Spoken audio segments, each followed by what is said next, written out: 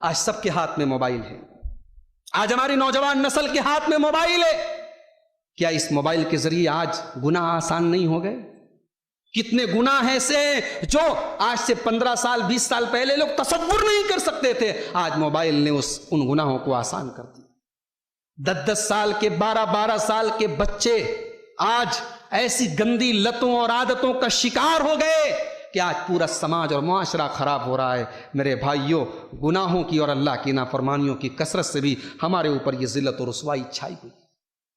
اور آخری چیز نمبر 10، آج اگر ہم ذلیل اور رسوا ہیں تو 10ویں وجہ میرے پیارے ساتھیوں یہ ہے کہ آج اس امت کے جو رہنما ہیں، جن کا کام تھا امت کی رہنمائی کرنا، جن کا کام تھا امت کی ان کو صحیح راستہ بتانا، افسوس ان علماء میں علماء سو نے دین کے نام پر دین کو بگاڑنے والی چیزیں لوگوں کو بتائی ہیں۔ اپنے پیٹ کی دکانوں کو چلانے کے لیے انہوں نے امت کو شرک میں ڈالا، انہوں نے امت کو بدعات میں ڈالا، انہوں نے دین کو مذاق بنا کر کے رکھ دیا۔ اور سچ فرمایا رب العالمین نے قرآن کریم کے اندر، یا ایھا الذین آمنوا ان کثیرا من الاحبار والرہبان لیاکلون اموال الناس بالباطل، اے ایمان والو، بہت سارے علماء اور بہت سارے عابدین ایسے ہوتے ہیں جو لوگوں کا مال حرام طریقے سے کھاتے ہیں۔ آج امت کے بہت سارے علماء کی یہ حالت ہے۔ امت کے علماء جب بگڑیں گے تو امت کا کیا ہوگا؟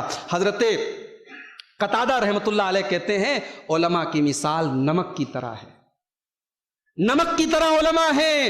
جب کسی چیز میں نمک کم ہو جائے تو ہم نمک ڈال دیتے ہیں تاکہ اس کا ٹیسٹ صحیح ہو جائے، اس کا ذائقہ صحیح ہو جائے۔ نمک خراب چیز کو صحیح کر دیتا ہے، لیکن حضرت قتادہ کہتے ہیں جب نمک خراب ہو جائے، جب خود نمک کے اندر بگاڑ ہو جائے تو نمک کو کوئی چیز صحیح نہیں کر سکتی ہے۔ علماء اس امت کے لیے نمک کی طرح ہیں۔ میرے پیارے ساتھیوں، اللہ تعالیٰ نے یہودیوں کے بارے میں فرمایا، لولا ینہاہم الربانیون والاحبار، ان کے علماء نے اگر ان کو برائیوں سے روکا ہوتا، ان کے غلط کاموں سے روکا ہوتا تو ان کا وہ حال نہ ہوتا۔ ان کے علماء خاموش ہو گئے، برائیوں کو دیکھ کر کے چپ ہو گئے، اس وجہ سے بھی یہودیوں کے اوپر اللہ کا عذاب۔ تو یہ 10 چیزیں ہیں جو سبب ہیں ہماری ذلت اور رسوائی کی۔ اب آئیے ہمارے ٹاپک کا جو دوسرا حصہ ہے، علاج کیا ہے؟ یہ ذلت اور رسوائی دور کیسے ہوگی؟ تو یاد رکھیے کہ سب سے پہلی اور سب سے بنیادی چیز جو میں نے اپنی تقریر کے شروعات میں کہا تھا، عزت کا مالک کون ہے؟ اللہ ہے۔ عزت اور ذلت کس کے ہاتھ میں؟ اللہ کے ہاتھ میں ہے۔ تو سب سے پہلا علاج یہ ہے ہم اللہ کی بارگاہ میں رجوع کریں، ہم اللہ سے لو لگائیں، اللہ سے اپنا تعلق مضبوط کریں۔ اللہ تعالیٰ آج ان پریشانی کے حالات کے ذریعے ہمیں آزما رہا ہے، ہمارا امتحان لے رہا ہے کہ میرے یہ بندے جو میرے اوپر ایمان رکھنے کا دعویٰ کرتے ہیں یہ اب سدھرتے ہیں کہ نہیں سدھرتے ہیں، یہ اپنی اصلاح کرتے ہیں کہ نہیں کرتے ہیں۔ اللہ قرآن میں کہتا ہے فَلَوْلَا إِذْ جَاءَهُمْ بَأْسُنَا تَضَرَّعُوا، ارے جب میرا عذاب آیا، جب میری طرف سے آزمائش آئی تو تم رب کی بارگاہ میں گڑ گڑائے کیوں نہیں؟ تم رب کی بارگاہ میں تم نے آنسو کیوں نہیں بہائے؟ مگر افسوس آج امت اتنے برے حالات میں بھی اپنی حالت کی اصلاح کرنے کے لیے تیار نہیں ہے۔ اللہ نے تو قرآن میں کہہ دیا ما یفعل اللہ بعذابکم ان شکرتم وآمنتم، اگر تم ایمان لاؤ، اگر تم اللہ کا شکر ادا کرو تو ہم تمہیں عذاب دے کر کے کیا کریں گے؟ اللہ ہمیں عذاب نہیں دینا چاہتا میرے بھائیوں، لیکن ہم اللہ کی طرف رجوع تو کریں۔ اللہ ہی عزت و ذلت کا مالک ہے، ہم اللہ کی بارگاہ میں رجوع کریں، انشاءاللہ اللہ دوبارہ ہماری عزت ہمیں لوٹائے۔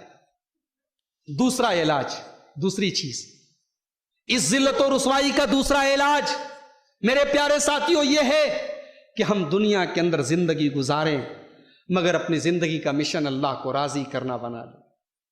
ہر چیز کا ایک مقصد ہوتا ہے۔ یہ پنکھا یہاں پہ رکھا ہوا ہے، اس کا مقصد ہمیں ہوا دینا ہے۔ یہ مائک یہاں پہ لگا ہے، اس کا مقصد میری آواز آپ تک پہنچانا ہے۔ جب کوئی چیز اپنے مقصد پر کھری اترنی بند ہو جائے تو اس کو ہم اسٹور روم میں بند کر دیتے ہیں، اس کو پھینک دیتے ہیں۔ میرے بھائیوں، ہماری زندگی کا بھی ایک مقصد ہے۔ اللہ نے ہمیں بیکار نہیں بنایا ہے، اللہ نے ہمیں دنیا میں کھانے اور پینے کے لیے نہیں بنایا ہے۔ وَمَا خَلَقْتُ الْجِنَّ وَالْإِنسَ إِلَّا لِيَعْبُدُونَ، ہم اللہ کو راضی کرنے کے لیے دنیا میں آئے ہیں، ہم اللہ کی عبادت کرنے کے لیے دنیا میں آئے ہیں۔ ابھی بقرعید کا تہوار گزرا، ہم نے اپنے اپنے جانوروں کی قربانی کی اور ہم نے گردن پر جانور کی گردن پہ چھری چلانے کے ٹائم دعا کی کہا ان صلاتی و نسکی و محیایا و مماتی للہ رب العالمین، اے اللہ میرا جینا میرا مرنا سب تیرے لیے ہے۔ میرے پیارے بھائیوں، اللہ کو راضی کرنا یہ اپنی زندگی کا مشن بنا لو، یہ اپنی زندگی کا مقصد بنا لو۔ تیسری چیز، اس ذلت و رسوائی کا تیسرا علاج، علم دین حاصل کرو۔ ڈاکٹر بنو، انجینئر بنو، وکیل بنو، نوکری کرو، پیسے کماؤ، مگر دین کا بنیادی علم حاصل کرو، کیونکہ قبر کے اندر آپ کی ڈاکٹری کام نہیں آئے گی۔ قبر کے اندر آپ سے پوچھا جائے گا تیرا رب کون ہے، تو وہاں یہ دین کا علم آپ کی مدد کرے گا۔ قبر کے اندر پوچھا جائے گا تیرا دین کیا ہے، تو یہ دین کا علم آپ کے کام آئے گا۔ دین کا علم حاصل کرو، اور یاد رکھو اگر دین کا علم آپ کے پاس نہیں ہے تو نہ آپ کا عمل صحیح ہو سکتا ہے، نہ آپ کا عقیدہ صحیح ہو سکتا ہے۔ بلکہ میں اگر ایک بات کہوں کہ علم کے بغیر کچھ بھی صحیح نہیں ہو سکتا۔ اللہ نے قرآن میں کہا صبر کرو، صبر بھی بغیر علم کے نہیں ہو سکتا۔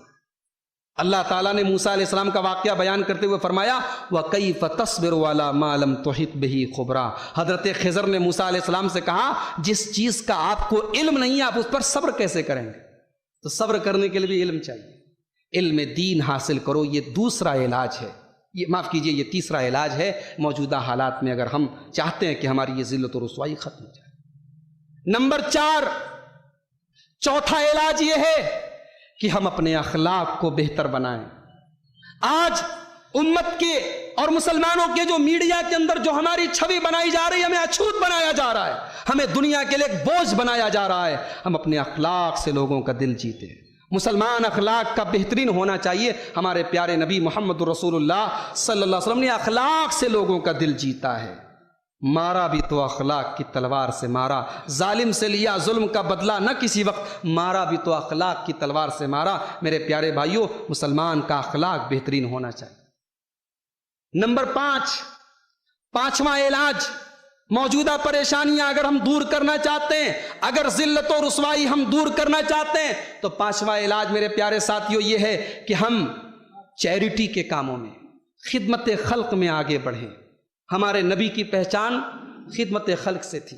ہمارے نبی پر جب پہلی قرآن کی 5 آیتیں نازل ہوئی اور ہمارے نبی حضرت خدیجہ کے پاس گئے تو حضرت خدیجہ نے کیا کہا تھا؟ کلا واللہ ما یخزیک اللہ ابدا، اے میرے سرتاج اللہ تعالیٰ آپ کو کبھی رسوا نہیں کرے گا، ذلیل نہیں کرے گا۔ انک لتصل الرحیم، آپ تو رشتہ داروں کے ساتھ بھلائی کرتے ہیں۔ وتکسب المعدوم، آپ تو بے سہارا لوگوں کو سہارا دیتے ہیں۔ وتقری الضیف، آپ تو مہمانوں کی مہمان نوازی کرتے ہیں۔ وتعین علی نوائب الحق، اور آپ تو حق کی راہ میں دوسروں کی مدد کرتے ہیں۔ یہ ہماری پہچان ہونی چاہیے۔ چیریٹی کے کاموں میں، لوگوں کی مدد کے کاموں میں، اسپتالوں کے ذریعے، لوگوں کی خدمت کے ذریعے لوگوں کے دل جیتو۔ آج یہ بھی اسلام کی دعوت کو دوسروں تک پہنچانے کا بہت بڑا ذریعہ ہے۔ میں مانتا ہوں کہ ملک کے حالات بگڑ رہے ہیں، فرقہ پرستی کا ماحول پھیل رہا ہے، مگر یاد رکھو، لوگ کہتے ہیں لوہے کو لوہا کاٹتا ہے۔ اگر لوگ ہم سے نفرت کریں تو ہم بھی ان سے نفرت کریں۔ اسلام نے یہ علاج نہیں بتایا ہے۔ اللہ نے قرآن میں بڑا بہترین علاج بتایا ہے۔ فرقہ پرستی اگر ملک میں پھیل رہی ہے، اس کا علاج، اس کا نفرت کا علاج نفرت نہیں ہے۔ اللہ نے فرمایا ادفع باللتی ہی احسن، برائی کا بدلہ اچھائی سے دو۔ اپنے غیر مسلم پڑوسیوں سے اپنے تعلقات بہتر بناؤ، ان کے ساتھ حسن سلوک کرو، اپنی ذات سے انہیں تکلیف نہ پہنچاؤ، بہترین بدلہ دو۔ اللہ کہتا ہے فَإِذَا الَّذِي بَيْنَكَ وَبَيْنَهُ عَدَاوَةٌ كَأَنَّهُ وَلِيٌّ حَمِيمٌ، جو آپ کا کٹر دشمن ہے وہ بھی آپ کا دوست بن جائے گا اگر آپ کا اخلاق اچھا ہو۔ لندن کے ایک ٹاور میں آگ لگی، رمضان کا مہینہ چل رہا تھا، رمضان کا مہینہ چل رہا تھا، مسلمان سحری کے لیے اٹھے، ٹاور میں آگ لگی تھی، مسلمانوں نے اپنی جان پر کھیل کر کے سینکڑوں لوگوں کی جان بچائی۔ امریکہ کا، لندن کا میڈیا مسلمانوں کی جلدی تعریف نہیں کرتا، تعصب کا شکار ہے، مگر جب مسلمانوں نے ان غیر مسلموں کی، ان عیسائیوں کی مدد کی مذہب کو کنارے رکھ کر کے، تو اسی میڈیا نے مسلمانوں کی تعریف کی اور یہ تسلیم کیا کہ اگر رمضان کا مہینہ نہ ہوتا اور مسلمان اس ٹائم نہ جگے ہوتے تو بہت سارے لوگوں کی جانیں جا سکتی۔ لوگوں کی مدد کرو، لوگوں کے کام آؤ، یہ ہمارے نبی نے ہمیں سکھایا ہے۔ لوگوں کا دل جیتنے کا یہی طریقہ ہے میرے پیارے ساتھیوں. آج دنیا میں مسلمانوں کی سب سے زیادہ پاپولیشن کہاں ہے بتاؤ؟ انڈونیشیا کے اندر. دنیا کا سب سے بڑا مسلم ملک انڈونیشیا ہے. لیکن آپ کو جان کر کے حیرت ہوگی، انڈونیشیا پر کسی مسلمان فوج نے حملہ نہیں کیا. وہاں کبھی مسلمانوں کی کوئی فوج نہیں گئی. وہاں اگر اسلام پہنچا ہے تو لوگوں کے، مسلمانوں کے، تاجروں کے اخلاق کے ذریعے اسلام وہاں پہنچا ہے، اور ان کے کردار کے ذریعے اسلام وہاں تک پہنچا ہے. تو اپنے اخلاق اور کردار کو مضبوط بناؤ میرے پیارے ساتھ. موجودہ ذلت اور رسوائی کو اگر ختم کرنا ہے تو یاد رکھو، اس ملک کے اندر ہماری بقا کا انحصار صرف اور صرف ایک ہے کہ ہم اپنے آپ کو اس مشن کے لیے وقف کر دیں جو اللہ نے ہمارا مشن بنایا ہے. کنتم خیر امۃ اخرجت للناس، اے مسلمانوں تم ساری انسانیت کے لیے نکالے گئے ہو. اپنی ذات سے اوپر اٹھ کر کے ساری انسانیت کی فکر کرو. صرف اپنے بارے میں، اپنی فیملی کے بارے میں، اپنے پریوار کے بارے میں سوچنا یہ مسلمان کا کام نہیں. اخرجت للناس، تم ساری مانوتا کے لیے، ساری انسانیت کے لیے نکالے گئے ہو. تامرون بالمعروف، تم نیکیوں کا حکم دیتے ہو. وتنہون عن المنکر، تم برائیوں سے روکتے ہو. اس ملک میں ہمارے جینے کا ایک ہی راستہ ہے، ہم دعوت کی راہ اپنائیں. ہم اپنے غیر مسلم بھائیوں کو دعوت دیں، اسلام کی دعوت دیں. آج اس پر کام نہیں ہو رہا ہے، نہ کے برابر ہے. اللہ نے قرآن میں فرمایا وَمَا كَانَ رَبُّكَ لِيُهْلِكَ الْقُرَىٰ إِلَّا وَأَهْلُهَا مُصْلِحُونَ. اللہ کسی بستی پر اپنا عذاب نازل نہیں کرتا ہے جب تک اس بستی کے اندر ایسے لوگ موجود ہوں جو اصلاح کا کام کرنے والے. اس ذلت اور رسوائی کو اگر ختم کرنا ہے میرے پیارے ساتھیوں تو ایک اور بہت ضروری چیز ہے جس پر ہمیں اور آپ کو دھیان دینے کی ضرورت ہے. آج ہمارے درمیان بہت اختلافات ہیں، مسلک کے نام پر ہم بٹے ہوئے ہیں، اور اتنی نفرت ہے. ایک مسلک کا مسلمان دوسرے مسلک کی مسجد میں نماز پڑھنے کو تیار نہیں ہے. ایسی بھی مثالیں موجود ہیں کہ مسجدوں کے باہر بورڈ لگے ہوئے ہیں فلاں فلاں مسلک کے لوگ ہماری مسجد میں داخل نہ ہوں.